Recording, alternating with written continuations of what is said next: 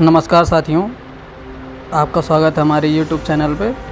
आज आपके लिए हम एक ऐसा चार्ट लेके आए हैं जो आपके रिसर्च को बिल्कुल इजी बना देगा। आप हमेशा कंफ्यूज रहते हो कि हम कौन सी रिसर्च लगाएं, अपने रिसर्च कौन सी रिसर्च मेथड या स्टैटिस्टिक्स का यूज करें अपने रिसर्च में। ठीक है, तो आज बिल्कुल आपके सारे कॉन्सेप्ट क्लियर हो जाएंगे। अब आपको ये दिक्कत नहीं आएगी कि आप कौन से रिसर्च मेथड को चूज़ करें। बहुत इजी है और ये चार्ट बहुत महत्वपूर्ण है। एक ये वीडियो है, इसी में सारा आपका रिसर्च जो आप मेथड यूज करना चाहोगे, स्टैटिस्टिक्स यूज़ करना है, उसका पता चल जाएगा कि आप किस तरह से। देखो, इसका पता आप बहुत इजीली लगा सकते हो कि आपने जो आईवी लिया है, ठीक है, जो आईवी लिया है और जो डीवी लिया है, इसके नंबर्स पे और इसके साथ अगर कोवेरिएट लिए हुए हैं तो इसी से पूरा आपका पता चल जाएगा कि आपको कौन से रिसर्च मेथड्स यूज करने हैं, कौन से आपको एनालिटिकल जो टेक्निक है वो अप्लाई करनी है आपके रिसर्च के लिए।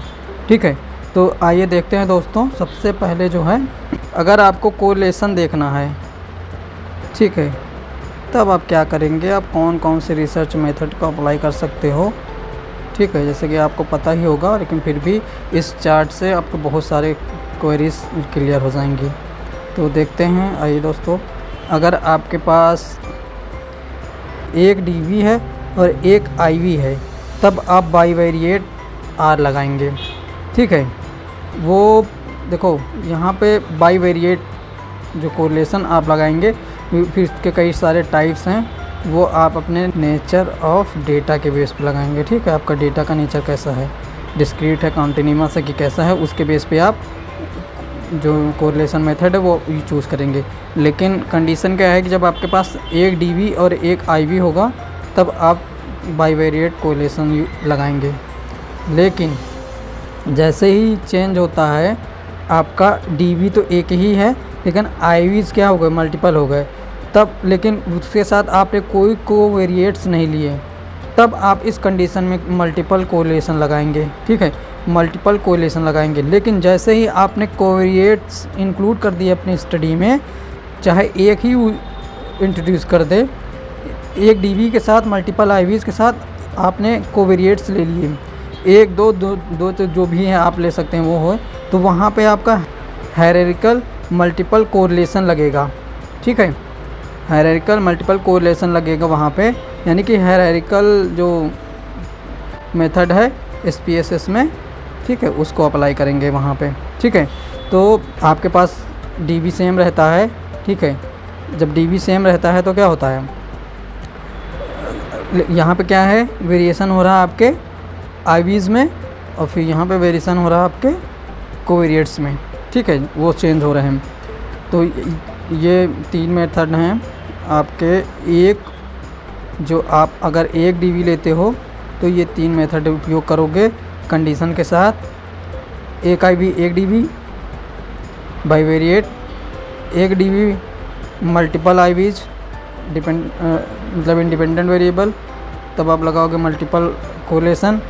फिर अगर आपका डीवी एक होता है, मल्टीपल जो आईवीज़ होते हैं और कुछ कोवेरिएट्स आपने इंक्लूड कर दिए, तब आप क्या लगाओगे, हायरार्किकल मल्टीपल कोरिलेशन लगाओगे। ठीक है, अब इसके बाद क्या हुआ, जब आपके पास मल्टीपल जो है डीवीज़ हैं, मल्टीपल आईवीज़ हैं, तब आपका कैनोनिकल जो कोरिलेशन है वो यूज होगा। कैनोनिकल कोरिलेशन मेथड कब यूज किया जाता है, जब आपके पास नंबर्स ऑफ डीवीज़ एक से अधिक हो, नंबर ऑफ आईवीज़ भी एक से अधिक हों। ठीक है, फिर इसी तरह से देखते हैं, ये तो रिलेशनशिप वाले जो स्टेट आप यूज करोगे, ये चारों क्या हैं, आपके कोरिलेशन बेस्ड हैं। ठीक है, कोरिलेशन बेस्ड टेक्निक्स हैं जिनको आप एनालिसिस करोगे।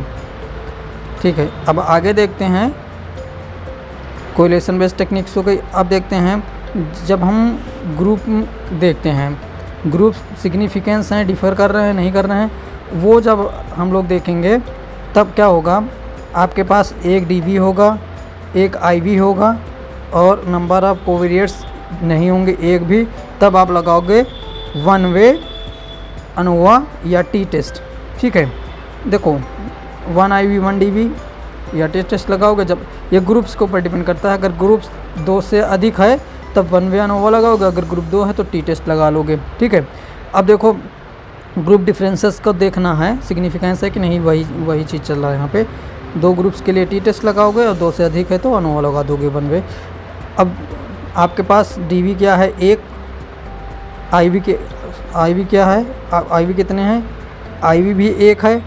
ठीक है, तब क्या होगा, लेकिन आपने कोवेरिएट्स ले लिए कुछ, तो वहाँ पे एन कोवा लग जाएगा, एनालिसिस ऑफ कोवेरियंस लग जाएगा। ठीक है, तो ये हो गया आपका 1 के साथ। ठीक है, लेकिन आपका डी सेम रहता है, 1 रहता है, आईवीज़ हो जाते हैं ज़्यादा।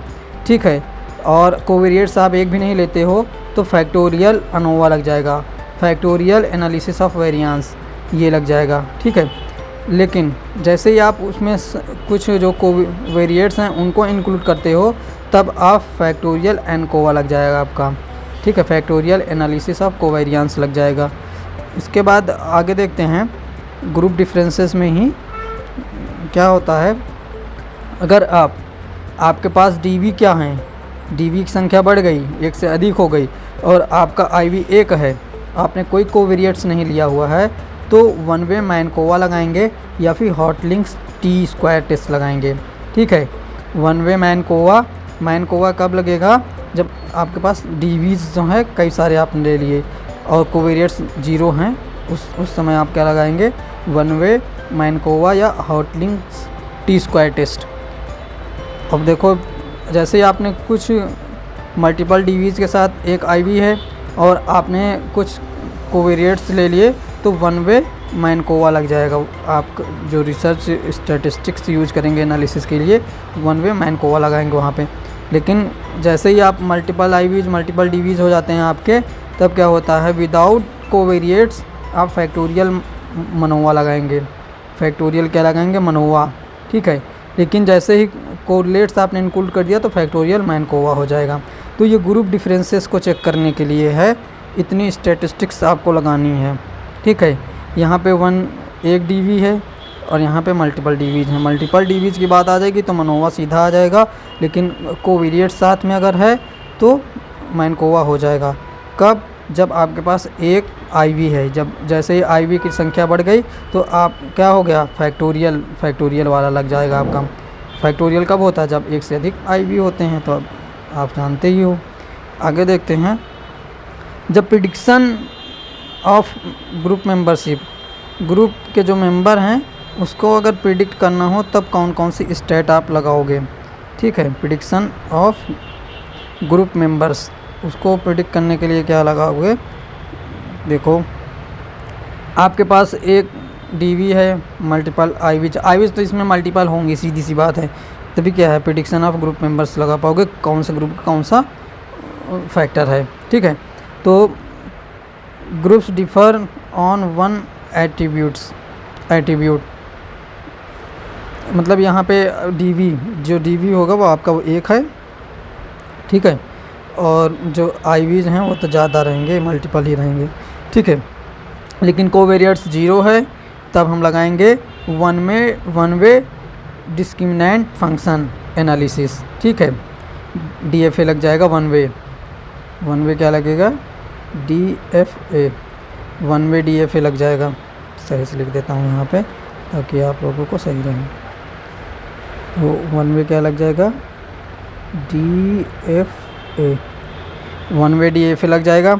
लेकिन जैसे ही आप कोवेरिएट्स इंक्लूड करते हो अपनी रिसर्च में तो क्या होता है, वहाँ पे हायरार्किकल 1 वे DFA लगेगा, डिस्क्रिमिनेंट फंक्शन एनालिसिस। ठीक है, अब देखते हैं जब आपके पास मल्टीपल डीवीज होते हैं, मल्टीपल आईवीज होते हैं विदाउट कोवेरिएट्स, तब आप लगाओगे फैक्टोरियल डिस्क्रिमिनेंट फंक्शन एनालिसिस। ठीक है, FDFA। ठीक है, क्या लगाओगे, FDFA, factorial discriminant function analysis लग जाएगा। ठीक है, अब यहाँ पे जो स्ट्रक्चर अगर चेक करना है, स्ट्रक्चर के लिए क्या होता है, स्ट्रक्चर वेरिएबल्स का अगर चेक करना है तब आप कौन सी स्टाइल यूज करोगे। आपके पास मल्टीपल जो डीवीज होंगे डीवीज डिपेंडेंट जो वेरिएबल्स होंगे वो आपके मल्टीपल ऑब्जर्व्ड होंगे डीवीज, और मल्टीपल लेटेंट मतलब कुछ हाइड उसमें क्या होंगे, फैक्टर छिपे होंगे। तब आप क्या करोगे, प्रिंसिपल कंपोनेंट्स लगाओगे या फिर फैक्टर एनालिसिस, थ्योरेटिकल और एम्पिरिकल, ठीक है, दो लगेंगे। या तो आप एम्पिरिकल फैक्टर एनालिसिस लगाओगे, एम्पिरिकल के लिए आप principal component factor analysis use करते हो, थ्योरेटिकल के लिए जो फैक्टर एनालिसिस होगा वो आप अपने डेटा के आधार पे जो है चूज़ कर लोगे। जो डेटा है उसके बेस पे क्या करोगे, आप जो फैक्टर एनालिसिस का मेथड है वो चूज़ कर लोगे, ठीक है। देखो एम्पिरिकल का मतलब क्या हुआ, एक्सप्लोर कर रहे हो, आपके पास कोई डेटा है उसको चेक कर रहे हो कि इसमें कितने फैक्टर्स होंगे। लेकिन जो थ्योरेटिकल है, थ्योरेटिकल का मतलब क्या हुआ कि ऑलरेडी किसी ने रिसर्च कर रखी है और उसने बता रखा है 4 फैक्टर 5 फैक्टर है, तो उसको कंफर्म करने के लिए यहाँ पे कंफर्मेटरी फैक्टर एनालिसिस लगाओगे, ठीक है, थ्योरेटिकल में। तो ये आपका बहुत ही अच्छा जो है एक्सप्लेनेशन हो गया कि कौन से एनालिसिस जो टेक्निक है उसको कब यूज करेंगे। हम जैसे बहुत बार देखते हैं कि आप कंफ्यूज रहते हो या आपको पता नहीं होता है कि आप कौन सी रिसर्च लगाओ, ठीक है। तो आपके पास जो आईवी हैं, numbers of IV, numbers of DVs जो हैं वो बता देंगे कि आप कौन सी रिसर्च लगाओगे। अगर आप कोरिलेशन स्टडी कर रहे हो, कोरिलेशनल स्टडी कर रहे हो, तो कोरिलेशन वाली यहाँ से देख लो। आप मिक्स मेथड कर रहे हो, कोरिलेशन भी देख रहे हो, ग्रुप डिफरेंस भी देख रहे होगे, तो दोनों ये ग्रुप डिफरेंस वाला नीचे जो आपको बताया गया है टी टेस्ट और फैक्टोरियल वो जो है, तो ये वाले आप यूज कर लोगे, ठीक है। तो और यहाँ पे देखो, नेट हो, कोई भी कॉम्पिटिटिव एग्ज़ाम्स हो, पीएचडी एंट्रेंस हो, ये वहाँ पे इससे कम से कम आपको ये 2 से 4 नंबर दे के जाएगा ये वीडियो। इसको आप दोस्तों के साथ शेयर करो, लाइक करो, कमेंट करो, क्योंकि इससे क्वेश्चन बहुत बनते हैं, ठीक है। बहुत मोस्ट इम्पॉर्टेंट टॉपिक है। बहुत सारे लोगों को नहीं पता होता है कि हमारे पास 1 जो है डीवी है और क्या नाम है मल्टीपल आईवीज़ हैं, तो तब हम कौन सी रिसर्च मेथड लगाएं, कोरिलेशन के बेस पे कौन सा लगाएंगे और ग्रुप डिफरेंस चेक करना है तो कौन सा लगाएंगे।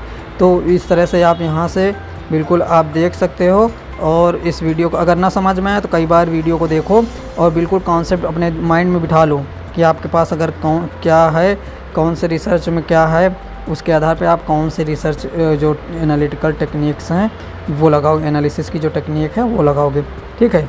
दोस्तों आशा करता हूँ कि आपको वीडियो पसंद आएगा, और अगर पसंद आए तो अपने दोस्तों के साथ शेयर करो जो पीएचडी एंट्रेंस की तैयारी कर रहे हैं या किसी भी एग्ज़ाम कॉम्पिटिटिव एग्ज़ाम्स की तैयारी कर रहे हैं, और या फिर कोई जो रिसर्च कर रहे हैं, ठीक है, उनको भी दिक्कत होती है। कभी कभी क्या होता है, उनके पास ये सारी चीज़ें होती हैं लेकिन उनको ये नहीं पता होता कि कौन सी एनालिसिस करें, ठीक है। तो एनालिसिस कौन सी करें आप इस वीडियो को देख के आसानी से पता लगा सकते हो, ठीक है। तो आपको कॉम्पिटिटिव एग्ज़ाम्स में भी ये मदद करेगा, ठीक है, कॉम्पिटिटिव एग्ज़ाम्स में भी मदद करेगा, और साथ ही साथ आपको जो है आपकी रिसर्च में ये वीडियो मदद करेगा। आपका पूरा कन्फ्यूजन जो है सॉल्व हो जाएगा इस वीडियो के माध्यम से। मिलते हैं किसी दूसरे नेक्स्ट वीडियो में, तब तक के लिए नमस्कार, जय हिंद दोस्तों।